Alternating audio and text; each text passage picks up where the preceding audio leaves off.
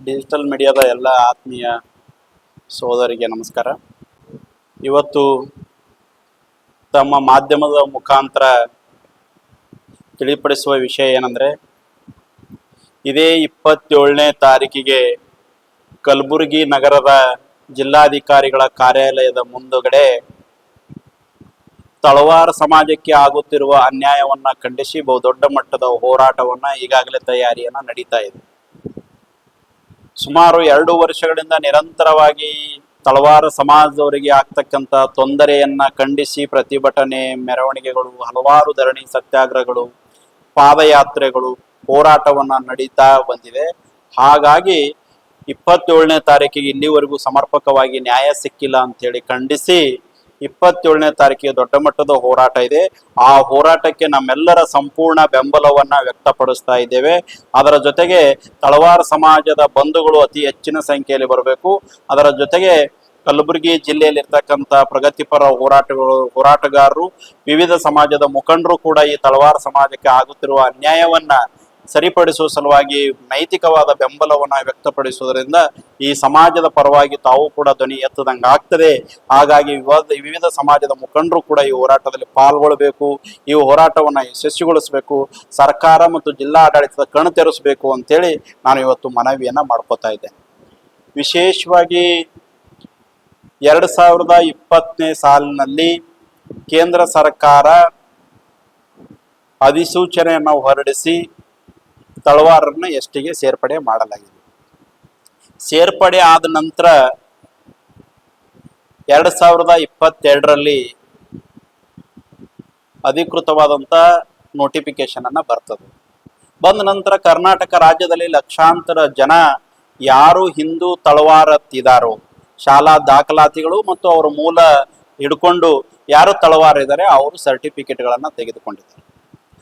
ಆದರೆ ದಿನಕ್ಕೆ ಸಮಸ್ಯೆಯನ್ನ ಕಲಬುರಗಿಯಲ್ಲೇ ಉದ್ಭವ ಆಗ್ತಾ ಇದೆ. ಕರ್ನಾಟಕ ರಾಜ್ಯದ 31 ಜಿಲ್ಲೆಗಳಲ್ಲಿ ಎಲ್ಲಿ ಸಮಸ್ಯೆ ಇಲ್ಲ, ಅತಿ ಹೆಚ್ಚು ಸಮಸ್ಯೆ ಆಗ್ತಾ ಇರೋದು ಕಲಬುರಗಿ ಮತ್ತು ಯಾದಗಿರಿಯಲ್ಲಿ. ಯಾಕೆ ಇಲ್ಲೇ ಸಮಸ್ಯೆ ಆಗ್ತಾ ಇದೆ? ಇದ್ರ ಹಿಂದೆ ಯಾರಿದ್ದಾರೆ? ಯಾಕೆ ತೊಂದರೆ ಮಾಡ್ತಾ ಇದ್ದಾರೆ? ಎಷ್ಟು ಸಾರಿ ಮನವಿ ಪತ್ರ ಕೊಡಬೇಕು? ಎಷ್ಟು ಸಾರಿ ಜಿಲ್ಲಾಧಿಕಾರಿಗಳನ್ನ, ತಹಶೀಲ್ದಾರರನ್ನ, ಸಂಬಂಧಪಟ್ಟ ಅಧಿಕಾರಿಗಳನ್ನ, ಸಂಬಂಧಪಟ್ಟ ಇಲಾಖೆದವರನ್ನ ಎಷ್ಟೊತ್ತು ಮನವಿಯನ್ನ ಮಾಡ್ಕೋಬೇಕು? ಪ್ರಜಾಪ್ರಭುತ್ವ ಇದೆಯಾ ಕಲಬುರಗಿಯಲ್ಲಿ ಅನ್ನುವ ಪ್ರಶ್ನೆಯನ್ನ ನಮ್ಮ ಇವತ್ತು ಕಾಡ್ತಾ ಇದೆ. ಇವತ್ತೊಂದು ಯೋಚನೆ ಮಾಡ್ತಕ್ಕಂಥದ್ದು, ನಾಳೆ 29 ಜೂನ್ ಬರ್ತಾ ಇದೆ. ಶಾಲೆಯ ಅಡ್ಮಿಷನ್ಗಳ ಪ್ರವೇಶವನ್ನ ಪಡ್ಕೋಬೇಕಾಗ್ತದೆ. ಆ ಮಕ್ಕಳ ಪರಿಸ್ಥಿತಿ ಏನಾಗ್ಬೇಕು ಅನ್ನೋದು ನೀವು ಯೋಚನೆಯನ್ನ ಮಾಡಬೇಕು. ಒಂದು ಜನಾಂಗದ, ಹಿಂದುಳಿದಂತ ಒಂದು ಜನಾಂಗದ ಜಾತಿಯ ಜೀವನದ ಜೊತೆಗೆ ಆಟ ಆಡ್ತಕ್ಕಂಥ ಕೆಲಸವನ್ನ ಈ ಜಿಲ್ಲೆಯ ಉಸ್ತುವಾರಿ ಸಚಿವರು ಹಾಗೂ ಜಿಲ್ಲಾ ಅಧಿಕಾರಿಗಳು ಇಬ್ರು ಸೇರ್ಕೊಂಡು ಮಾಡ್ತಾ ಇದ್ದಾರೆ ಅಂತೇಳಿ ನೇರವಾಗಿ ನಾನು ಹೇಳಿಕೆ ಬಯಸ್ತೇನೆ. ಯಾಕೆ ನಾವು ಜಿಲ್ಲಾ ಉಸ್ತುವಾರಿ ಸಚಿವರಾದಂಥ ಪ್ರಿಯಾಂಕಾ ಖರ್ಗೆ ಅವರನ್ನೇ ಅದನ್ನ ಅವ್ರನ್ನ ಮೇಲೆ ಯಾಕೆ ಹೇಳ್ತಾ ಇದ್ದೀವಿ, ಜಿಲ್ಲಾಧಿಕಾರಿಗಳ ಮೇಲೆ ಯಾಕೆ? ನಮಗೆ ಪ್ರಿಯಾಂಕಾ ಖರ್ಗೆ ಅವ್ರ ಬಗ್ಗೆ ದ್ವೇಷ ಇಲ್ಲ, ಹೊಟ್ಟೆ ಕಿಚ್ಚಿಲ್ಲ. ಅವರು ಬೆಳೆದಿದ್ದಾರೆ, ದೊಡ್ಡವರಿದ್ದಾರೆ. ನಾವೇನ್ ಕೇಳ್ತಾ ಇರೋದಂದ್ರೆ, ಕರ್ನಾಟಕ ರಾಜ್ಯದ ಎಲ್ಲಾ ಜಿಲ್ಲೆಗಳಲ್ಲಿ ST ಸರ್ಟಿಫಿಕೇಟ್ಗಳನ್ನ ಕೊಡ್ತಾರೆ ತಳವಾರರಿಗೆ. ಸಿಂಧುತ್ವ ಆಗ್ತವೆ, ಬಡ್ತಿ, ನೇಮಕಾತಿ ಎಲ್ಲದರಲ್ಲೂ ಅವಕಾಶವನ್ನ ಕೊಡ್ತಾರೆ. ಕಲಬುರಗಿ ಜಿಲ್ಲೆಯಲ್ಲಿ ಏನಾಗ್ತಾ ಇದೆ? ಬಿಜಾಪುರಕ್ಕೆ ಒಂದು ಕಾನೂನು, ಬೆಂಗಳೂರಿಗೆ ಒಂದು ಕಾನೂನು, ಮೈಸೂರಿಗೆ ಒಂದು ಕಾನೂನು, ಚಿತ್ರದುರ್ಗಕ್ಕೆ ಒಂದು ಕಾನೂನು, ಕಲಬುರಗಿ ಒಂದು ಕಾನೂನ. ಈ ಹೋರಾಟವನ್ನ ಹತ್ತಿಕ್ಕಲಿಕ್ಕೆ ಅವ್ರದೊಂದಿಷ್ಟು ಬೆಟಾಲಿಯನ್ ಅನ್ನ ಇಟ್ಕೊಂಡು ಪ್ರಿಯಾಂಕಾ ಖರ್ಗೆ ಸಾಹೇಬ್ರು ಈ ಹೋರಾಟಗಳನ್ನ ಹೆಂಗ್ ಹತ್ತಿಕ್ಬೇಕಂತೇಳಿ ಏನು ಪ್ರಯತ್ನವನ್ನ ಮಾಡ್ತೀರಿ? ಯಾಕೆ ಈ ಸಮಾಜಕ್ಕೆ ನ್ಯಾಯವನ್ನ ಕೊಡಿಸ್ಬೇಕು ಅಂತೇಳಿ ಪ್ರಯತ್ನವನ್ನ ಮಾಡ್ತಾ ಇಲ್ಲ ನೀವು ಪ್ರಜಾಪ್ರಭುತ್ವದಲ್ಲಿ ಒಂದು ಜವಾಬ್ದಾರಿಯುತವಾದಂತ ಸ್ಥಾನದಲ್ಲಿ ಕೂತ್ಕೊಂಡಿದ್ದೀರಿ. ಯೋಚನೆಯನ್ನ ಮಾಡಬೇಕು. ಯಾಕೆ ಈ ಸಮಾಜದ ಬಗ್ಗೆ ನಿಮ್ಗೆ ಇಷ್ಟು ದ್ವೇಷ? ಯಾಕೆ ಈ ಸಮಾಜವನ್ನ ಹತ್ತಿಕ್ಬೇಕಂತೇಳಿ ಯೋಚನೆಯನ್ನ ಮಾಡ್ತಾ ಇದ್ರಿ? ಏನ್ ತಪ್ಪು ಮಾಡಿದೆ ಈ ಸಮಾಜ? ಏನ್ ಅನ್ಯಾಯ ಮಾಡಿದೆ ಈ ಸಮಾಜ ನಿಮಗೆ? ಎಷ್ಟು ಸಾರಿ ಮನವಿ ಪತ್ರ ನಮ್ಮವ್ರ ಕಾಲ್ ಬಿದ್ದಿದಾಯ್ತು, ಮನವಿ ಪತ್ರ ಕೊಟ್ಟಿದಾಯ್ತು. ಸಾಹೇಬ್ರೆ ನೀವೇ ಇಂದ್ರ ಚಂದ್ರ ಎಲ್ಲ ಶೂರ ಧೀರು ಅಂತೇಳಿ ನಿಮ್ಗೆ ಹೊಗಳಿ ಏನೆಲ್ಲ ಪ್ರಯತ್ನ ಮಾಡಿ ಮನವಿ ಮಾಡ್ಕೊಂಡ್ರು ಕೂಡ ನೀವು ಸ್ಪಂದನೆಯನ್ನ ಮಾಡ್ತಾ ಇಲ್ಲ. ಅದ್ರ ಜೊತೆಗೆ ಬೆಳಗಾವಿಯಲ್ಲಿ ಸಭೆಯನ್ನ ಮಾಡಿ ಒಂದು ಪತ್ರವನ್ನ ಹೊರಡಿಸಿ ಮತ್ತೆ ನೀವೇ ಸನ್ಮಾನ ಮಾಡ್ಕೊಂಡಿದ್ದೀರಿ. ನೀವೇ ಸನ್ಮಾನವನ್ನ ಮಾಡ್ಕೊಂಡಿದ್ರಿ. ನಮ್ಗೆ ಯಾರಿಗೂ ಕಾನೂನು ಗೊತ್ತಿಲ್ವಾ, ವ್ಯವಸ್ಥೆ ಗೊತ್ತಿಲ್ವಾ? ನಾವು ಕೇಳ್ತಾ ಇರೋದು ಕೋಲಿ ಕಬ್ಬಲಿಗರಿಗೆ ಎಸ್.ಟಿ ಸರ್ಟಿಫಿಕೇಟ್ ಕೊಡ್ರಿ ಅಂತ ಅಲ್ಲ. ಯಾರು ಶಾಲಾ ದಾಖಲಾತಿಯಲ್ಲಿ ತಳವಾರ್ ಅಂತ ಬರೆಸ್ಕೊಂಡಿದ್ದಾರೆ ಅಂತ ತಳವಾರಿಗೆ ಮಾತ್ರ ಕಾನೂನಿನ ಪ್ರಕಾರ ನೀವು ಪರಿಶಿಷ್ಟ ಪಂಗಡದ ಪ್ರಮಾಣ ಪತ್ರ ಕೊಡ್ರಿ ಅಂತ ನಾವು ಕೇಳ್ತಾ ಇರೋದು. ಅದನ್ನ ನೋಡಿದ್ರೆ ನೀವೇನೇನೋ ನಾಟಕ ಮಾಡೋದು ಯಾರಿಗ್ ಗೊತ್ತಾಗ್ತಾ ಇಲ್ವಾ? ಇಲ್ಲಿ ಜಿಲ್ಲಾಧಿಕಾರಿಗಳು ಇದ್ದಾರೆ, ಕಲಬುರಗಿ ಜಿಲ್ಲಾಧಿಕಾರಿಗಳ ತನ್ನದೇ ಆದಂತ ಗೌರವ ಇದೆ. IAS ಗೆ ತನ್ನದೇ ಆದಂತ ಭಾರತ ದೇಶದಲ್ಲಿ ತನ್ನದೇ ಆದಂತ ಗೌರವ ಇದೆ, ಅಧಿಕಾರದ ಶಕ್ತಿ ಇದೆ, ಪರಮಾಧಿಕಾರ ಇದೆ. ಅದು ಮರ್ತಿದ್ದಾರೆ ಈ ಕಲಬುರಗಿ ಜಿಲ್ಲಾಧಿಕಾರಿಗಳು. ಜಿಲ್ಲಾ ಉಸ್ತುವಾರಿ ಸಚಿವರು ಪ್ರಿಯಾಂಕಾ ಖರ್ಗೆ ಅವರು ಏನ್ ಹೇಳ್ತಾರೆ ಅದನ್ನೇ ಮಾಡುವಂತ ವ್ಯಕ್ತಿತ್ವ ಇವರು. ನನಗನ್ನಿಸ್ತದೆ ಜಿಲ್ಲಾ ಉಸ್ತುವಾರಿ ಸಚಿವರಾದಂತ ಪ್ರಿಯಾಂಕಾ ಖರ್ಗೆ ಅವರ ಖಾಸಗಿ ಆಪ್ತ ಕಾರ್ಯದರ್ಶಿ ತರ ಕೆಲಸವನ್ನ ಇವತ್ತಿನ ಜಿಲ್ಲಾಧಿಕಾರಿಗಳು ಮಾಡ್ತಾ ಇದ್ದಾರೆ. ಕಾನೂನಿನ ಪರಿಪಾಲಕರು ಅವ್ರು ಆಗ್ಬೇಕಾಗಿತ್ತು. ಹೇಳಿ, ಇಲ್ಲ ಅವ್ರು ಕೋಲಿ ಕಬ್ಬಲಿಗ ತಳವಾರ ಇದ್ದಾರೆ. ಎಲ್ಲಿದೆ ಕೋಲಿ ತಳವಾರ್ ಕಬ್ಬಲಿಗ ತಳವಾರ್ ಅಂತ ಎಲ್ಲಾದ್ರೂ ಇದೆಯಾ?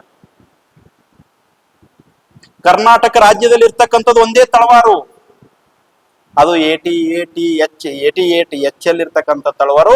ಅದೇ ಕೇಂದ್ರ ಸರ್ಕಾರಕ್ಕೆ ಕುಲಶಾಸ್ತ್ರೀಯ ಅಧ್ಯಯನ ರಾಜ್ಯ ಸರ್ಕಾರದಿಂದ ಕುಲಶಾಸ್ತ್ರೀಯ ಅಧ್ಯಯನ ಮಾಡಿ ಕೇಂದ್ರ ಸರ್ಕಾರಕ್ಕೆ ಪ್ರಸ್ತಾವನೆಯನ್ನು ಹೋಗಿರುವಂತದ್ದು. ಹೌದು, ಈ ತಳವಾರು 2020ರಲ್ಲಿ ST ಆಯ್ತಲ್ಲ, ST ಪಟ್ಟಿಗೆ ಸೇರ್ಪಡೆ, ಕೇಂದ್ರದ ಗೆಜೆಟ್ ಏನಾಯ್ತಲ್ಲ, ಆ ಕೇಂದ್ರದ ಗೆಜೆಟ್ ಆದ ಬಳಿಕ ಯಾರು ಕೌಲಿ ಕಬ್ಬಲಿಗರನ್ನ ತಿದ್ದುಪಡಿ ಮಾಡಿಕೊಂಡು ತಳವಾರ ಮಾಡಿಕೊಂಡಿಲ್ಲ. ಸ್ವತಂತ್ರ ಸಿಕ್ಕ ಹಿಡ್ಕೊಂಡು ಶಾಲಾ ದಾಖಲಾತಿಯಲ್ಲಿ ತಳವಾರ ತಳಿ ಬರೆಸ್ಕೊಂಡಿದ್ದಾರೆ.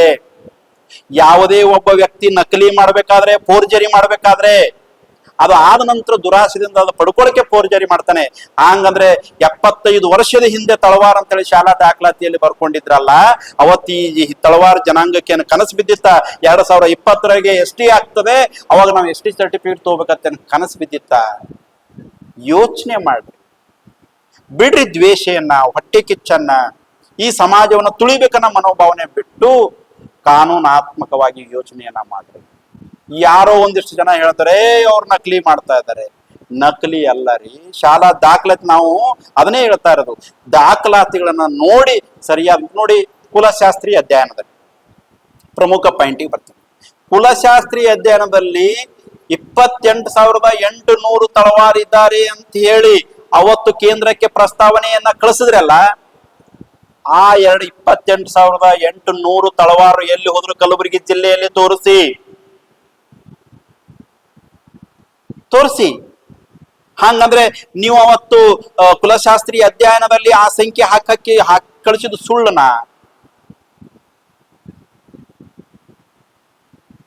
ಒಂದು ಮಾತನ್ನ ಜಿಲ್ಲಾ ಉಸ್ತುವಾರಿ ಸಚಿವರಿಗೆ ಕೈ ಮುಗಿದು ಕೇಳ್ಕೊತೇನೆ, ಸಾಹೇಬ್ರೆ ನಿಮ್ ಬಗ್ಗೆ ನಮ್ಗೆ ಕೆಟ್ಟ ಅಭಿಪ್ರಾಯ ಇಲ್ಲ, ದಯವಿಟ್ಟು ನೀವು ಇದರಲ್ಲಿ ರಾಜಕಾರಣವನ್ನ ಮಾಡಬೇಡಿ.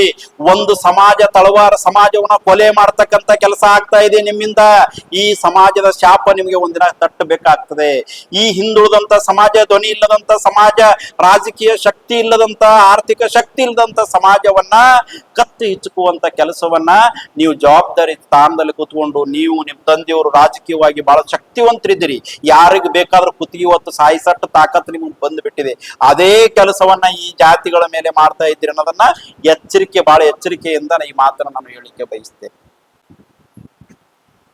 ಹಾಗಾಗಿ 27ನೇ ತಾರೀಕಿಗೆ ನಡೆಯುವಂತ ಈ ಹೋರಾಟಕ್ಕೆ ತಳವಾರ ಸಮಾಜದ ಎಲ್ಲ ಬಂಧುಗಳು ಅತಿ ಹೆಚ್ಚಿನ ಸಂಖ್ಯೆಯಲ್ಲಿ ಬರಬೇಕು. ಬೇರೆ ಸಮಾಜದವರು ಕೂಡ ಬೆಂಬಲ ಕೊಡಬೇಕು. ನಾವು ಕೂಡ ಬೆಂಬಲವನ್ನ ಕೊಡ್ತಾ ಇದ್ದೀವಿ. ಜಿಲ್ಲಾಡಳಿತಕ್ಕೆ ಮತ್ತು ಪೊಲೀಸ್ ಇಲಾಖೆಗೆ ಹೇಳಿಕೆ ಬಯಸ್ತಾ ಇದ್ದೇನೆ, ನಮ್ಮ ಹೋರಾಟ ಹೊಚ್ಚೆ ಕಿಟ್ಟಿನ ಹೋರಾಟ ಅಲ್ಲ, ಯಾರನ್ನ ದ್ವೇಷಿಸ್ಬೇಕನ್ನಂತ ಹೋರಾಟ ಅಲ್ಲ, ಯಾರನ್ನ ವಿರೋಧಿಸಬೇಕು ಮತ್ತು ರಾಜಕೀಯ ಪ್ರೇರಿತವಾದಂತ ಹೋರಾಟ ಅಲ್ಲ. ಈ ಹೋರಾಟ ನೈಜವಾದ ಹೋರಾಟ.